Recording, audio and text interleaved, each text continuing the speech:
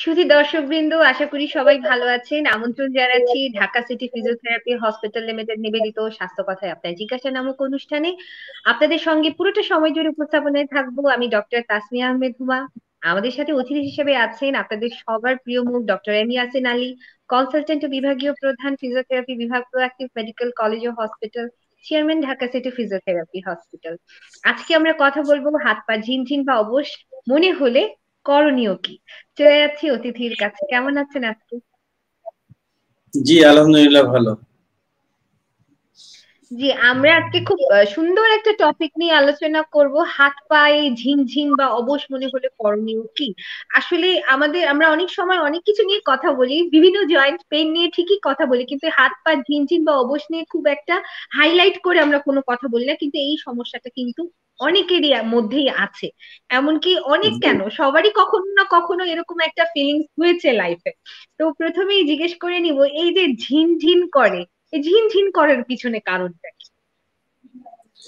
জি অনেক ধন্যবাদ আপনাকে। খুবই গুরুত্বপূর্ণ একটি বিষয় আমরা আজকে কথা বলছি, কারণ এই ধরনের সমস্যা নিয়ে প্রায়শই আমরা পেশেন্ট পাই বা রোগী পাই, যাদের জি মানে তাদের বক্তব্য এরকম থাকে যে আমি কোনো কিছু হাতে ধরে রাখছি, কিছুক্ষণ পর মনে হচ্ছে আমার হাতটা ভারী হয়ে আসছে, ঝিনঝিন অবশ অবশ মনে হচ্ছে, আর ধরে রাখতে পারছি না।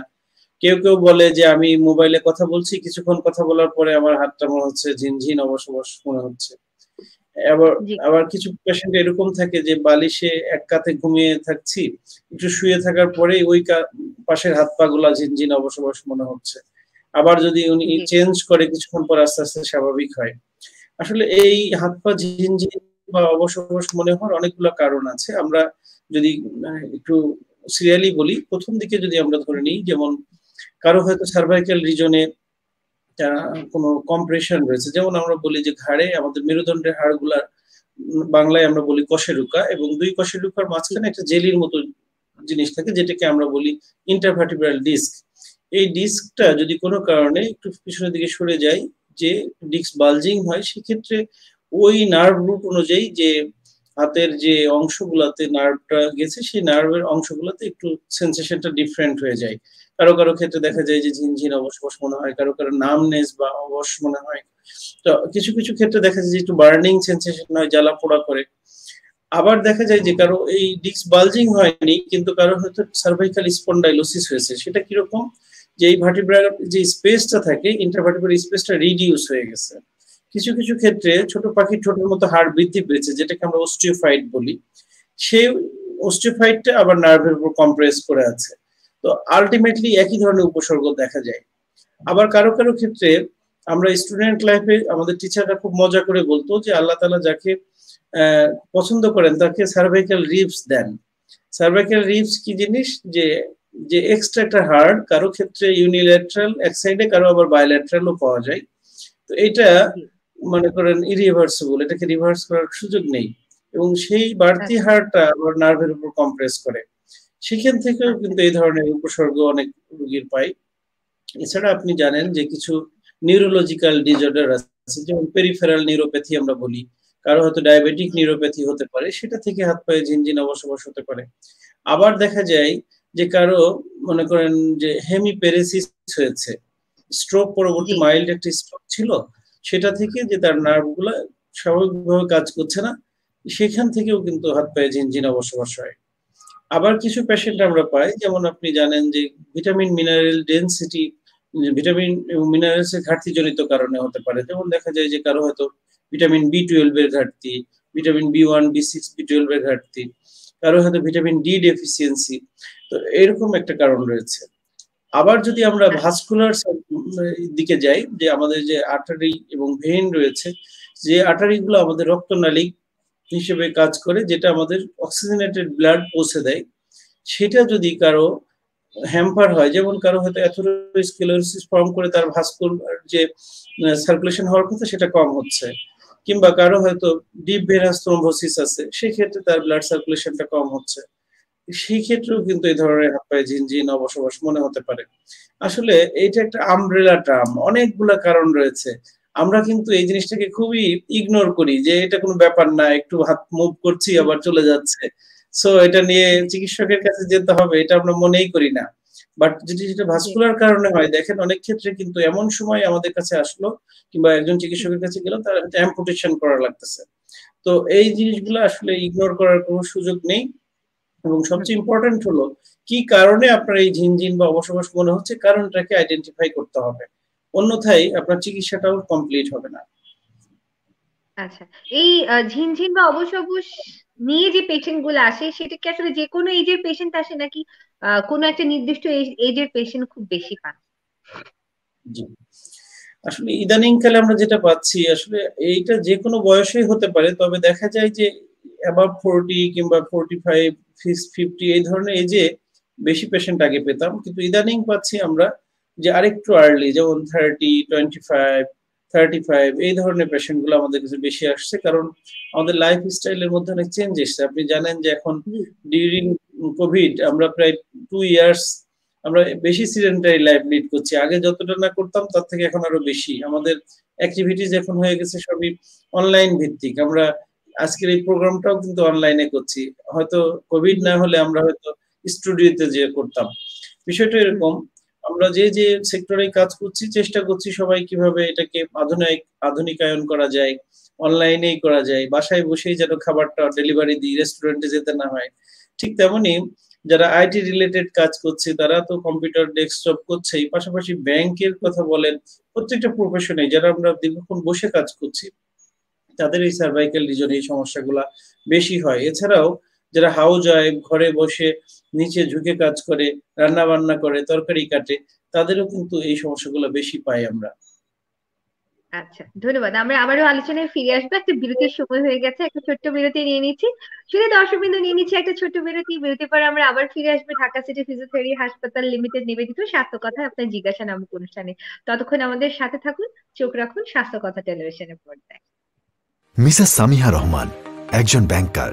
বিগত 10 বছর ধরে পেশাগত দায়িত্ব পালনের জন্য তাকে দিনের বেশিরভাগ সময় কাটাতে হয়েছে চেয়ারে বসে।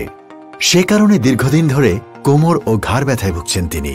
এই ব্যথা সমাধানের জন্য ছুটেছেন দেশের নামিদামি সব হাসপাতালে, খরচ করেছেন হাজার হাজার টাকা। সব আশা ছেড়ে দিয়ে যখন বিদেশে চিকিৎসা নেওয়ার কথা ভাবছেন, তখন অফিসে আসা নতুন ম্যানেজার সামিয়া রহমানকে পরামর্শ দিলেন ঢাকা সিটি ফিজিওথেরাপি হাসপাতালে চিকিৎসা নেয়ার। নতুন ম্যানেজারের কথায় ভরসা রেখে সামিহা রহমান ধানমন্ডিতে অবস্থিত ঢাকা সিটি ফিজিওথেরাপি হাসপাতালে গিয়ে ডাক্তারের পরামর্শ অনুযায়ী চিকিৎসা শুরু করলেন। কয়েকদিনের মধ্যেই তিনি দেখলেন তার দীর্ঘদিনের কোমর ও ঘাড় ব্যথা কমতে শুরু করেছে। বিদেশে না গিয়ে কম খরচে দেশে চিকিৎসা করিয়ে মিসেস সামিহা রহমান যেমন সন্তুষ্ট, তেমনি দেশে হাঁটু, ঘাড়, কোমর ব্যথা ও প্যারালাইসিস রোগের আন্তর্জাতিক মানের চিকিৎসা সেবা দিতে পেরে ঢাকা সিটি ফিজিওথেরাপি হাসপাতাল গর্বিত। ঢাকা সিটি ফিজিওথেরাপি হাসপাতাল, ফিজিওথেরাপি চিকিৎসায় নির্ভরতার প্রতীক। শুধু দর্শকবৃন্দ, বিরতির পর ফিরে এলাম Dhaka city physiotherapy hospital limited নিবেদিত স্বাস্থ্য কথা আপনার জিজ্ঞাসা নামক অনুষ্ঠানে। আমরা কথা বলছিলাম হাত পা ঝিনঝিন বা অবশ মনে হলে করণীয় কি। সাথে আছেন আমাদের ডক্টর এমিয়া সেরাজ। আচ্ছা, আমরা কথা বলছিলাম ঝিনঝিন নিয়ে। এখন বিষয়টা হচ্ছে যে যখন ঝিনঝিন করে, আমরা বিভিন্ন ভাবে সেই ঝিনঝিন থেকে বের হয়ে আসার চেষ্টা করি। এখন কোন মুহূর্তে একটা মানুষ বুঝতে পারবে যে তাকে আসলেই চিকিৎসকের পরামর্শ নেওয়া উচিত, না হলে তো সমস্যা হতে পারে? জি, ধন্যবাদ আপনাকে। দেখা যায় যে আমরা যে কোনো রোগের ক্ষেত্রে সবচেয়ে গুরুত্ব দিই হলো prevention is better then cure. That means আমরা ওই রোগটাকে যদি প্রতিরোধ করতে পারি তাহলে কিন্তু আমাদের প্রতিকারের আর প্রয়োজন পড়বে না। এই জন্য যে কোনো রোগের ক্ষেত্রে একেবারে আর্লি স্টেজে যদি আমরা যখন দেখছি যে কিছুদিন কন্টিনিউ 2 থেকে 3 সপ্তাহ এই ধরনের প্রবলেম আমি ফেস করছি, তাহলে তখনই একজন চিকিৎসকের শরণাপন্ন হওয়া উচিত। যে এইটার কারণটাকে বের করা উচিত যে কি কারণে হচ্ছে, তাহলে সেই কারণটা যদি আর্লি স্টেজে নির্ণয় হয় হয়তো খুব দ্রুতই সেটার সমাধান করা সম্ভব। অনেক সময় দেখা যায় যে আমরা এটাকে এমন ডিলে করছি এবং একটা সময় যে খুব সিভিয়ার একটা অবস্থানে যাচ্ছে, সেখান থেকে হয়তো বা এটাকে পরিপূর্ণ রিকভারি করাটাও খুব কঠিন হয়ে পড়ে। এজন্য আমরা বলবো যে আপনি যে বয়সেরই হন না কেন, যে সমস্যায় ভুগছেন ওটা যদি 2 থেকে 3 সপ্তাহ স্থায়ী হয়, তাহলে ওটা থেকে পরিত্রাণের জন্য আপনি আপনার একজন চিকিৎসকের শরণার্থী প্রয়োজন মনে হয় ওনার। জি, জি। আমরা বোধহয় একটু নেটওয়ার্কের সমস্যায় পড়েছি, শুধু দর্শকবৃন্দ আশা কিছু করছি নেটওয়ার্ক। জি পরীক্ষা নিরীক্ষা জি চিকিৎসাটা। জি জি, ধন্যবাদ। আমরা বোধহয় একটু নেটওয়ার্কের সমস্যায় পড়েছি, আশা করি এটা ঠিক হয়ে যাবে। তাই হয়তোবা আমাদের কথা কিছুটা কিছুটা আটকে যাচ্ছে মাঝে মাঝে। যাই হোক, দর্শককে বলবো যে আমাদের সাথে থাকার জন্য, এবং আপনারা আপনাদের প্রয়োজনীয় প্রশ্নগুলো আমাদেরকে কমেন্ট বক্সে কমেন্ট করে একটু জিজ্ঞেস করে নিন, নাহলে তো সরাসরি আমাকে ইনবক্স করতে পারেন। আচ্ছা, এই হাত পা ঝিনঝিনের কারণে দেখা যায় যে বহুদিন ধরে মানুষজন বেশ কিছু ওষুধ খেয়ে আসে। যেমন এটার জি মধ্যে খুব পরিচিত যেটা যেটা আমরা হচ্ছে বি বি কমপ্লেক্স বা নিউরোবি যেটা বলি, এই নিউরোবি ওষুধটা কিন্তু খুব খায়। আমি এসেই শুনি, আমার কাছে যখন পেশেন্ট এসে বলে যে এরকম বহুদিন ধরে তার হাত পা এরকম ঝিনঝিন করছে, তারা বলে আমরা বহুদিন ধরে কিন্তু এই যে নিউরোবি খেয়ে খেয়ে খেয়ে খেয়ে আসছি, তার সাথে দু একটা আলাদা মেডিসিন খেয়ে খেয়ে আসেন। তো জি সাময়িক হয়তোবা তাদের মনে হয় যে না, তারা বেটার ফিল করছেন, কিন্তু আলটিমেটলি কিন্তু এটা পুরোপুরি চায় না। হাত পা ঝিনঝিন এই এই কথাটা, বা জ্বালা পোড়াও মাঝে মাঝে বলে হাত পা জ্বালা পোড়া করছে, এই ঝামেলাটাও প্রায় থেকে জি যায়। তো এই মেডিসিনের বিষয়ে একটু বলবো, আসলে কি কোনো ওষুধ দিয়ে এই ব্যাপারটা সলভ করার কোনো পদ্ধতি আছে? না, ধন্যবাদ আপনাকে। আমরা যদি কারণের কথাগুলো আরেকটু রিকল করি, দেখেন যে আমরা বলেছি যে কিছু ভিটামিন এবং মিনারেলসের ঘাটতি জনিত কারণেও কিছু কিছু ক্ষেত্রে এই ধরনের সমস্যা হয়, এবং সেটা যদি ভিটামিন এবং ডিফিসিয়েন্সি থেকে হয় তাহলে নিশ্চয়ই এই ধরনের মেডিকেশন তাকে হেল্প করতে পারবে। জি কিন্তু এখন যদি ধরেন যে তার অ্যাথেরোস্ক্লেরোসিস ফর্ম করছে, তার যে আর্টারিয়াল সাপ্লাইটা সঠিকভাবে হচ্ছে না, কিংবা ভেনাস জি রিটার্নটা সঠিকভাবে হচ্ছে না, সেক্ষেত্রে সার্ভাইকাল স্পন্ডাইলোসিস রয়েছে, যেটা তার নার্ভের উপর কম্প্রেস করে আছে। ওই কম্প্রেশনটা যতক্ষণ না আমরা রিলিজ করতে পারবো ততক্ষণ কিন্তু তার সমস্যাটার সমাধান হবে না। কিন্তু আপনি জানেন যে আমাদের নার্ভের উপর এক ধরনের রিমাইলিন শীট আছে, যেটা আমাদের জি নার্ভের কাভার হিসেবে কাজ করে। যেমন একটা ইলেকট্রিক ওয়্যারের কথা যদি আমরা চিন্তা করি, ওই ইলেকট্রিক ওয়্যারের উপর একটা কাভার আছে। এখন যদি কোনো কারণে ওই সুইচের ওখানে ওই ইলেকট্রিক ওয়্যারটা কাভারটা চেপে থাকে, তাহলে তার এই কাভারটা কিন্তু আস্তে আস্তে ডিস্ট্রয় হয়ে যাবে, ক্ষতিগ্রস্ত হবে। এখন আমরা ভিটামিন বি1, বি6 এবং বি12 এর এই কম্বিনেশনটা, যেখানে তিনটা ভিটামিন বি কমপ্লেক্সের তিনটা উপাদান, যেটা আমাদের এই রিমাইলিন শীটটাকে আবার পুনর্গঠনে সহায়তা করে। আবার এটা যখন মনে করেন কোনো কারণে কম্প্রেস থাকে, তখন আমরা তার ওই কম্প্রেশনটাকে রিলিজের পাশাপাশি ভিটামিন ভিটামিন বি1, বি6, বি12 এই কম্বিনেশনটা আমরা প্রেসক্রাইব করে থাকি, যাতে ওই রিমাইলিন শীটটাকে আবার পুনর্গঠনে সহায়তা করে। এটা একটা রোল প্লে করে। তো এরকমই মানে অনেকগুলো কারণের কথা আমি যে বলেছি, সেই কারণটা নির্ণয় পূর্বক যদি তার সমস্যার সমাধান করতে হয়, তাহলে কিন্তু শুধু এই একটা মাত্র মেডিকেশনে কিংবা একটা মাত্র ভিটামিনের সমস্যার সমাধান হবে না। তো এই জন্য আমরা বলবো যে আপনি নিকটস্থ একজন চিকিৎসকের শরণাপন্ন হন, যিনি কিনা আপনার রোগটাকে নির্ণয় করে আপনি যে কারণে এই সমস্যাটা ফেস করছেন সেই কারণটাকে যদি সমাধান করে দিতে পারেন, তাহলে হয়তো লং টার্মে আপনি ভালো থাকবেন। আচ্ছা, এবার একটু মানে দর্শকদের তরফ থেকে একটা কথা বলি, যেটা হচ্ছে দর্শকদের মাঝে যারা আছেন রোগী, তারা অহরহই একটা কমপ্লিকেশনে পড়ে যান যে যখন কোনো ঝামেলা হয় যে তারা কোন স্পেশালাইজেশনে যাবে। এখন যখন হাত পা ঝিনঝিন হচ্ছে, ওনারা প্রথমে চিন্তা করেন যে মেডিসিনে যাবে, তারপরে হয়তো বা ওখান থেকে কয়েকদিন মেডিসিন খাওয়ার পর তারা চিন্তা করেন যে এবার যে একটু হাড়ের ডাক্তার দেখিয়ে আসি, নাহলে নিউরোলজিস্টের কাছে যাই। এরকম বিভিন্ন ধরনের চিন্তা ভাবনা কিন্তু আসে। এখন একজন একজন সাধারণ মানুষ কি করে বুঝবে তার সমস্যার জন্য আসলে তাকে এই সমস্যাটার জন্য স্পেসিফিক্যালি কোন স্পেশালাইজেশনের সাথে দেখা? যে আসলে এটা খুবই গুরুত্বপূর্ণ। আমাদের দেশে এই রেফারেল সিস্টেমটা এখনো গড়ে ওঠেনি। আপনি হয়তো জেনে জি থাকবেন যে বাইরের দেশে এই জিনিসটা খুব ফলো করে। আসলে নিয়ম হলো একজন জেনারেল প্র্যাকটিশনার কিংবা একজন জেনারেল ফিজিশিয়ান উনি নির্ধারণ করবে। তাই একটা রোগী যখন ওনার কাছে যাবেন, উনি ওনাকে দেখার পরে হয়তো তার এক্সপার্টিজ অনুযায়ী সে তখন ওই রোগীর সমস্যা অনুযায়ী একজন স্পেশালিস্টকে রেফার করবেন। সেটা হয়তো যদি উনি মনে করে এখানে নিউরোলজিক্যাল কোনো ডেফিসিট আছে, তাহলে একজন নিউরোলজিস্ট। যদি মনে করেন যে এখানে রিউমাটোলজিক্যাল কোনো প্রবলেম থাকে, তাহলে একজন রিউমাটোলজিস্টকে পাঠাবেন।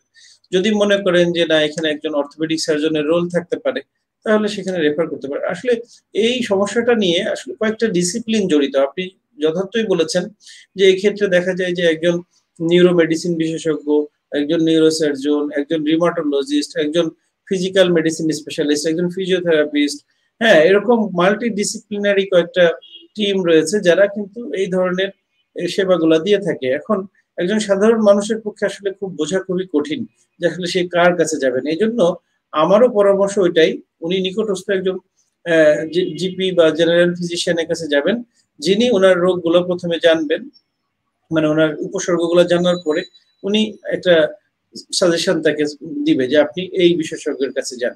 সেটাই আসলে প্রপার ওয়ে। ধন্যবাদ। বারবার আসলে জিজ্ঞেস করার কারণ হচ্ছে যে বারবার এই কথাগুলো শুনলে একজনের কানের মধ্যে আসলে থাকবে যে আমাকে আসলে কি করা উচিত, না হলে তো মানুষ এই শুনে এই ভুলে যায়, পরবর্তীতে আবার চিন্তায় পড়ে যায় যে আমি কি করবো। ধন্যবাদ এত সুন্দর করে বলার জন্য। আমরা আবারও আলোচনায় ফিরে আসবো, এখন একটা বিরতির সময় হয়ে গিয়েছে, নিয়ে নিচ্ছি একটা বিরতি। শুধু দর্শকবৃন্দ আমাদের সাথে থাকুন, বিরতির পর আমরা আবার ফিরে আসবো আমাদের আলোচনায়। ততক্ষণ চোখ রাখুন Dhaka city physiotherapy hospital limited নিবেদিত স্বাস্থ্য কথায় আপনার জিজ্ঞাসা অনুষ্ঠানটিতে এবং স্বাস্থ্য কথা টেলিভিশনের পর্দায়। ঢাকা সিটি ফিজিওথেরাপি হাসপাতাল, আধুনিক চিকিৎসা সেবার নিশ্চয়তা। ডাক্তার এম ইয়াসিন আলী স্যারের তত্ত্বাবধানে চিকিৎসা দেওয়া হয়। অপারেশনবিহীন হাঁটু, কোমর, প্যারালাইসিস ও পঙ্গু রোগের আধুনিক চিকিৎসা সেবার নিশ্চয়তা। ঠিকানা ঢাকা সিটি ফিজিওথেরাপি হাসপাতাল, house number 12/1, road number 4/A, Dhanmondi, Dhaka 1205। শুধু দর্শকবৃন্দ, বিরতির পর আমরা ফিরে এলাম Dhaka city physiotherapy hospital limited নিবেদিত স্বাস্থ্য কথায় আপনার জিজ্ঞাসা নামক অনুষ্ঠানে। আমরা কথা বলছিলাম হাত পায়ে ঝিনঝিন বা অবশ মনে হলে করণীয় কি। আমাদের সাথে আছেন ডক্টর এম ইয়াসিন আলী। এবার আমি একটু সরাসরি ফিজিওথেরাপিতে যেতে চাই, কারণ আমরা জানি জয়েন্ট পেইন হোক, ঝিঝি হোক, যত রকমের ঝামেলা আছে আমার মাসেল, আমার হাড়ে, ফিজিওথেরাপিটা খুবই আবশ্যক একটা ব্যাপার, যেটা সবাইকে জানা উচিত এবং বোঝা উচিত। এই জন্য আমি আপনার কাছে বলবো যে অনেক সময় রোগীরা আসে, আমাদের চেম্বারে আসে, এসে বলে যে এরকম হাত পায়ে ঝিনঝিন করে দেখে তারা হচ্ছে ফিজিওথেরাপি নিতে গিয়েছিল এবং নিয়ে আসছে। হয়তোবা কেউ কেউ বলে ভাইব্রেটর দেয়া হয়েছে, কেউ কেউ বলে ঘাড়ে টান দেয়া হয়েছে, কোমরে টান দেয়া হয়েছে, বিভিন্ন ধরনের থেরাপির কথা বলে।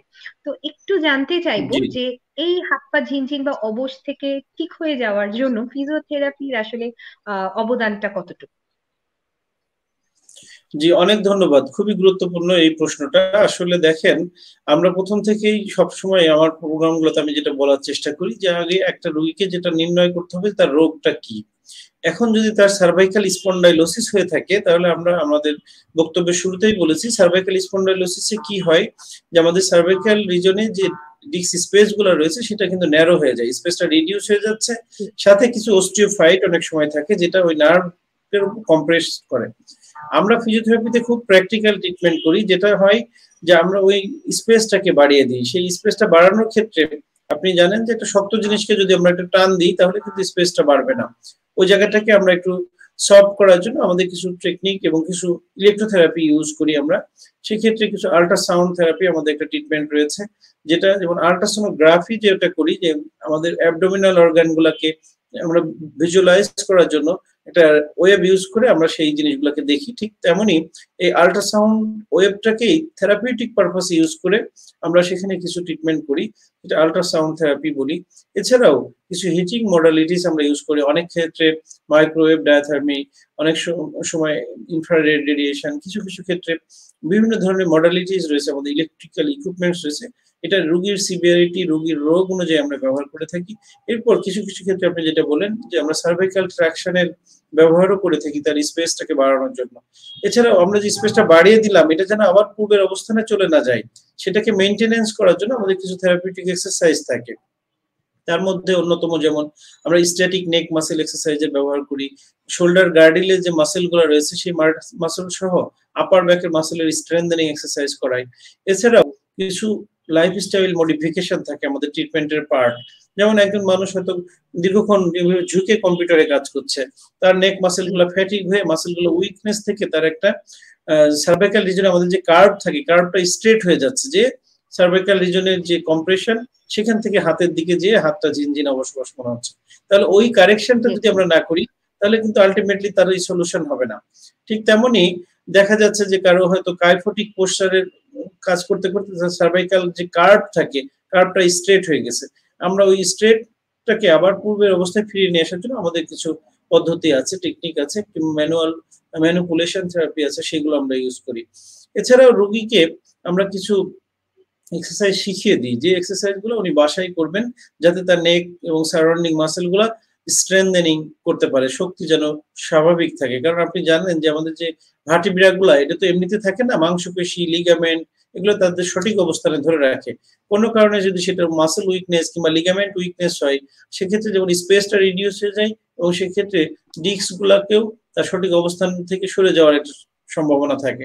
তো এই ওভারঅল যে ফিজিওথেরাপি ট্রিটমেন্ট, আসলে এখানে শুধু কোনো, অনেকে ফিজিওথেরাপি বলতে একটা ভুল ধারণা আছে যে গেলাম, আমাকে একটু সামান্য গরম শেক দিল, কিছু এক্সারসাইজ করে দিল, আমার ট্রিটমেন্ট শেষ। এটা না, আসলে রোগ নির্ণয় করা, অ্যাসেসমেন্ট করার পরে এবং রোগটা নির্ণয় হওয়া পূর্বক আমরা কিছু ট্রিটমেন্ট প্ল্যান করে থাকি। কারো কারো ক্ষেত্রে একটু শর্ট টার্ম প্ল্যান থাকে, কোনো রোগের ক্ষেত্রে একটু লং টার্ম প্ল্যান থাকে, এবং সেই প্ল্যান গুলাতে আমরা অ্যাকর্ডিং টু সিভিয়ারিটি বেশ কিছু মডালিটিস থাকে, বেশ কিছু থেরাপিউটিক এক্সারসাইজ থাকে। এটা আসলে যেমন আমি আপনাকে সংক্ষেপে যদি বলি, যেমন ওষুধের দোকানে কিন্তু অনেক প্রকারের ওষুধ রয়েছে, এবং সব ওষুধগুলা কিন্তু একজন রোগীর জন্য না।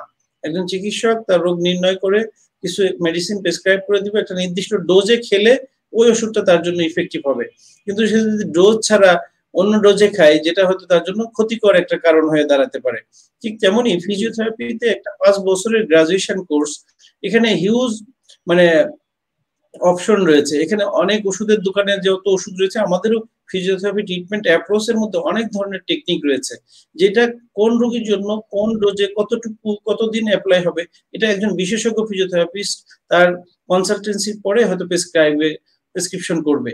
অন্যথায় দেখা যাচ্ছে যে আপনি ওষুধের দোকানের মতো একটা ওষুধ নিয়ে, মানে ফার্মেসি কিংবা কেমিস্টদের কাছ থেকে ওষুধ নিয়ে খেয়ে ফেললেন, সেটা যেমন আপনার জন্য ক্ষতিকর, ঠিক তেমনই ফিজিওথেরাপির যে পার্টটা আপনার দরকার না, সেটা যদি আপনি ইউজ করেন কিংবা নেন, সেক্ষেত্রে আপনার উপকার থেকে ক্ষতিকরও হতে পারে। অতএব এই সব ক্ষেত্রে নিশ্চয়ই আপনি, আপনার মাধ্যমে আমি দর্শকদের বলতে চাই যে যারা এই ধরনের সমস্যায় ভুগছেন, আপনি নিকটস্থ একজন ফিজিওথেরাপি বিশেষজ্ঞ পরামর্শ দিবেন, যিনি আপনাকে অ্যাসেসমেন্ট করার পরে আপনাকে একটা প্রেসক্রিপশন করে দিবেন। সেই অনুযায়ী আপনি ফিজিওথেরাপিটা নিলে এই ধরনের ভুল ভ্রান্তি থেকে দূরে থাকতে পারবেন। আচ্ছা, ধন্যবাদ। খুব সুন্দর করে আমরা জিনিসটা বুঝতে পারলাম। আসলে আবার অনেকে জিজ্ঞেস করে যে এই যে ঝিনঝিনের এই জিনিসটা আমরা যখন ফিজিওথেরাপি দিই তখন আমাদের ভালো লাগে, আবার যখন আমরা বন্ধ করে দিই তখন আবার মনে হয় যে অবশ অবশ হয়ে যাচ্ছে, এরকম একটা ব্যাপার থাকে।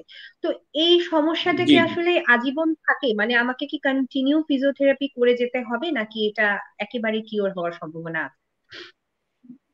না না, অনেক ধন্যবাদ। আসলে এই জিনিসগুলা আমরা সবসময় পেশেন্টদেরকে, আমি আমার ক্ষেত্রে যেটা করি, পেশেন্ট জি। কাউন্সিলিং বা পেশেন্টকে বোঝানো, যেমন আমরা প্রায়ই পেয়ে থাকি, যেমন একজন রুগীর হয়তো আমরা 7 দিনের কিংবা 14 দিনের একটা কোর্সের কথা বললাম, উনি কি করলেন, জি। উনি 3 থেকে 5 দিন নেওয়ার পরে উনি যখন বেটার ফিল করলো, মনে করেন যে 70% কমে গেছে, উনি তখন ওনার মধ্যে একটা ধারণা যে আমি খামাখা কেন সেন্টারে যাব, আমি কেন এই পেমেন্টটা করব, আমি তো অনেকখানি কমে গেছি। কিন্তু দেখা যাচ্ছে এই কোর্সটা যিনি উনি কমপ্লিট করলেন না, কিছুদিন পরে জিনিসটা আবার রিকারেন্টলি দেখা দেয়, এবং এই রিকারেন্টলি দেখা দেওয়ার পরে উনি আবার 2-3 দিন কন্টিনিউ করলো। তাহলে কিন্তু আসলে এই জিনিসটাকে আমরা পুষে রাখলাম, এটা কমপ্লিট সলিউশন হলো না। তো ঠিক তেমনি রোগের কারণ অনুযায়ী একটা নির্দিষ্ট ডোজ ভিত্তিক যদি ফিজিওথেরাপি ট্রিটমেন্টটা নেয়, আমি আমার এই 16 বছরের ক্লিনিক্যাল এক্সপিরিয়েন্স যেটা পাচ্ছি, যে অনেক রোগী আজ থেকে 12 বছর আগে, 10 বছর আগে ট্রিটমেন্টে সুস্থ হয়ে গেছে, তারা কিন্তু ওই সমস্যাটা নিয়ে আর আমাদের কাছে আসেনি। তারা হয়তো অন্য কোনো একটা প্রবলেম নিয়ে আবার আমাদের কাছে এসছে, তার রিলেটিভকে নিয়ে এসছে, নেইবারকে নিয়ে এসছে। তো আসলে এই জিনিসটা কি, একজন চিকিৎসকের পরামর্শ অনুযায়ী কোর্সটাকে কমপ্লিট করতে হবে। এখন একটা অ্যান্টিবায়োটিকের কথা ধরেন, আপনি একটা ডোজ হিসেবে 7 দিনের জন্য বিডি ডোজে দিলেন, উনি 3 দিন খাওয়ার পরে দেখলো ওনার ওই উপসর্গটা কমে গেছে, দ্যাট মিনস এটা না যে 7 দিন কন্টিনিউ করবে না। আমাদের দেশে বেশিরভাগ এই রেসিস্টেন্স করার অন্যতম একটা কারণ হলো এই সাধারণ মানুষের নিজে থেকে স্টপ করে দেওয়া। তো ঠিক তেমনি আমাদের ট্রিটমেন্টের ক্ষেত্রেও আমরা অনেক রোগী পেয়ে থাকি যাদের মধ্যে এই ধরনের একটা বক্তব্য থাকে যে যতদিন নিয়েছি ভালো ছিলাম, বন্ধ করেছি আবার আগের অবস্থানে। দ্যাট মিনস তার কোর্সটা কমপ্লিট হয়নি। এটা আসলে আমাদের স্বভাবগত একটা প্রবণতা। আমি বলবো যে আমাদের দর্শকদের এই জিনিসটাকে সচেতন হতে হবে। আপনি আপনার চিকিৎসকের পরামর্শ অনুযায়ী বন্ধ করবেন। অন্যথায় হঠাৎ করে উইথড্র করলে আপনার সমস্যার হয়তো সমাধান নাও হতে পারে। ধন্যবাদ এত সুন্দর করে বলার জন্য। তো যদি আমি এখন একটা জিনিস জিজ্ঞেস করি, যে হচ্ছে যে পেশেন্ট যখন এরকম ফিল করবে, ঝিনঝিন করবে, অবশ হবে, চিকিৎসকের কাছে যাবে, তখন অবশ্যম্ভাবী ইনভেস্টিগেশন কি কি যেগুলো আসলে তাদের করা উচিত, করে একবার দেখে রাখা উচিত? কারণ হয় কি, আমরা আসলে, আমাদের কাছে আসলে আমরা যখন বলি যে এই পরীক্ষাগুলো করা উচিত, অনেকে করে না। অনেকে মনে করে আচ্ছা পরে করব, বা কেউ কেউ দেখা যায় যে তিনটা যদি পরীক্ষা নিরীক্ষা দেওয়া হয় তার মধ্যে থেকে একটা করেছে, বাকি দুইটা করেনি। এ কারণেই জিজ্ঞেস করা যে অবশ্যম্ভাবী কি পরীক্ষা নিরীক্ষাগুলো করে অবশ্যই ডক্টরের শরণাপন্ন হওয়া উচিত, এটা যদি একটু বল। না, ধন্যবাদ আপনাকে। আসলে এটা ডিপেন্ড করে ইনভেস্টিগেশন, আপনি জানেন যে রোগীর তার কি উপসর্গ তার উপর ডিপেন্ড করে আমরা একটা ক্লিনিক্যালি হাইপোথিসিস করি। আমাদের যে ক্লিনিক্যাল আই, সেই ক্লিনিক্যাল এক্সামিনেশনের মাধ্যমে আমরা যে রোগটাকে মনে করি যে এই রোগের উপসর্গ আমরা পাচ্ছি, সেক্ষেত্রে ওই সাথে রিলেটেড আমরা কিছু ইনভেস্টিগেশন দিয়ে থাকি। যদি মনে করেন যে আমরা ধরে নিলাম যে তার সার্ভাইকাল স্পন্ডাইলোসিস জনিত কারণে মনে হচ্ছে, সেক্ষেত্রে আমরা সার্ভাইকাল স্পন্ডাইল এক্সরে দিয়ে থাকি। আবার কারো কারো ক্ষেত্রে মনে হচ্ছে যে তার যে পায়ের যে আর্টারি গুলো রয়েছে, মনে হচ্ছে যে তার ব্লাড সার্কুলেশন গুলো সঠিকভাবে হচ্ছে না, এরকম মনে হচ্ছে। সেক্ষেত্রে কিন্তু আমরা অনেক সময় কালার ডপলার, একটা আল্ট্রাসোনোগ্রাম দিয়ে থাকি, যে কালার ডপলার করে আসেন যে আমরা আপনার ভেনাস ইয়েগুলার কি অবস্থা, আর্টারিয়াল ইয়েগুলার কি অবস্থা দেখে থাকি। কারো কারো ক্ষেত্রে যদি মনে হয় যে উনি অনেক ধূমপায়ী, অনেক দিন ধরে ধূমপান করছে, স্মোকিং করছে, সেক্ষেত্রে দেখা যায় তার নিকোটিন কারণে তার কিন্তু ভেসেল গুলো ন্যারো হয়ে যায়। আবার কারো কারো ক্ষেত্রে দেখা যায় যে হাইপার লিপিডিমিয়া রয়েছে। তো এরকম হিস্ট্রি জনিত থেকে আমরা হয়তো তার লিপিড প্রোফাইলটা চেক করতে বলি, যে তার ব্লাড সার্কুলেশন কম হচ্ছে, সেই কারণে হয়তো তার এই হাত পায়ে ঝিনঝিন হতে পারে। কারো দেখে মনে হচ্ছে সে হয়তো একটু মানে ভিটামিন ডেফিসিয়েন্সিতে ভুগছে, সেক্ষেত্রে আমরা ভিটামিন বি12, ভিটামিন ডি এগুলো চেক করতে বলি। আসলে সার্বজনীন ভাবে বলাটা খুব কঠিন, কারণ ওই রোগীর উপসর্গ, তার সিভিয়ারিটি, তার এজ, তার অকুপেশন, অনেক কিছুর সাথে রিলেটেড ইনভেস্টিগেশন গুলা। এক কথায় যে একটা বলে দিব মহা ঔষধ, এরকম কিন্তু নাই, কিংবা একটা ইনভেস্টিগেশন সবার লাগবে এটাও কিন্তু না। এটা ডিপেন্ড করে রোগীর এর উপরে। ধন্যবাদ। আমরা আসলে অনেক সুন্দর সুন্দর তথ্য পেয়েছি। তো অনুষ্ঠানের শেষ পর্যায়ে চলে এসেছি। যদি দর্শকদের উদ্দেশ্যে কিছু বলার থাকে, আপনার বলার পরে আমি বিদায় নিই। জি, আমি দর্শকদের যে বিষয়টা একটু বলতে চাই, আসলে আমাদের এই যে প্রোগ্রামগুলো আমরা করছি, বিভিন্ন প্রোগ্রামের সবারই একটাই উদ্দেশ্য বলে আমি মনে করি, যে সচেতনতা বৃদ্ধি করা, যে আপনার এবং আমার মাধ্যমে সাধারণ মানুষ যেন উপকৃত হয়, তারা যেন তাদের নিজেদেরকে এই বিষয়ে জ্ঞান বৃদ্ধি করতে পারে। কারণ আপনি জানেন যে আমাদের পাঠ্য বইয়ে আমরা যদি graduation, post graduation, doctorate, post doctorate করি, আমাদের হেলথ রিলেটেড কোনো নিউজ কিংবা হেলথ রিলেটেড কোনো তথ্য আমাদের সাধারণ পাঠ্য বইয়ে থাকে না। যে একমাত্র মেডিকেল প্রফেশনাল যারা আমরা এই রিলেটেড জ্ঞানের সমস্যায় ভোগেন। আপনারা এখন অনেক সুযোগ হয়েছে, আপডেটেড, আমরা গুগলে সার্চ করি, কিন্তু গুগলের কোন তথ্যটা সঠিক, কোন তথ্যটা বেঠিক আমরা আসলে কিন্তু ওটাকে জাজ করতে পারি না, কারণ আমি তো ওই জিনিসটা জানি না নিজে। অতএব এখানে অনেক ভুল ভ্রান্তি হচ্ছে, অনেকে কিন্তু ভুল তথ্য পেয়ে অনেক রকম মানে অপচিকিৎসার শিকার হচ্ছে। আমরাও ইদানিং পাচ্ছি অনেক পেশেন্ট, তারা এসে বলে যে স্যার আমি তো একজন চিকিৎসকের মানে ভিডিও দেখলাম, উনি কিছু এক্সারসাইজ আমাকে শিখিয়ে দিলেন, আমি ওই অনুযায়ী করে তো স্যার এখন আমি বিছানা থেকে উঠতে পারছি না। বললাম দেখেন, আসলে এই জিনিসটা কারোর জন্য সার্বজনীন না। ওই এক্সারসাইজটা হয়তো একটা রোগের জন্য প্রযোজ্য, কিন্তু আপনার তো রিভার্স একটা সমস্যা হয়েছে। কিংবা আমরা অনেক সময় মনে করি আমার পায়ের দিকে পেনটা রেডিয়েট করে যাচ্ছে, আমার ঘাড় থেকে হাতের দিকে যাচ্ছে, দ্যাট মিনস একটাই রোগ। কারণ এখানে শুধু সার্ভাইকাল স্পন্ডাইলোসিস হলেই হবে তা না, সার্ভাইকাল ডিস্ক প্রোল্যাপস হতে পারে, সার্ভাইকাল স্পাইনাল ক্যানাল স্টেনোসিস হতে পারে, কারো হয়তো সার্ভাইকাল রিবস থাকতে পারে। যে কি কারণে হচ্ছে, তার ওই কারণটা যদি আমরা নির্ণয় না করি, এখন একজনের ট্রিটমেন্ট আরেকজন যদি ইউজ করে, সেক্ষেত্রে কিন্তু সে হিতে বিপরীত হবে। তো এই জায়গাটাই আমরা ক্লিয়ার করতে চাই, যে আপনারা যারা আজকের দর্শক, অন্তত তারা এই ভুলটি করবেন না। আপনারা নিজস্ব বুদ্ধি থেকে চিকিৎসা না নিয়ে আপনি একজন চিকিৎসকের শরণাপন্ন হবেন। যেমন আইন শৃঙ্খলা রক্ষা বাহিনীর কথা আমরা বলে থাকি, যে নিজে আইন হাতে তুলে নিব না, ঠিক তেমনি নিজের চিকিৎসা নিজে করব না, আমরা চিকিৎসকের শরণাপন্ন হব, রোগটাকে নির্ণয় করব, দেন চিকিৎসা নিব। ধন্যবাদ এত সুন্দর তথ্য দেওয়ার জন্য। আমরা আজকের মতো তাহলে বিদায় নিয়ে নিচ্ছি। শুধু দর্শকবৃন্দ, আমাদের অনুষ্ঠান ভালো লাগলে আমাদের সাথে থাকবেন। Dhaka city physiotherapy hospital limited নিবেদিত স্বাস্থ্য কথায় আপনাদের জিজ্ঞাসা নামক অনুষ্ঠানে আপনাদের আবারও আমন্ত্রণ রইল। পরবর্তী অনুষ্ঠান দেখার জন্য আমাদের আমন্ত্রণ জানিয়ে আমি আপনাকে বিদায় নিয়ে নিচ্ছি। আল্লাহ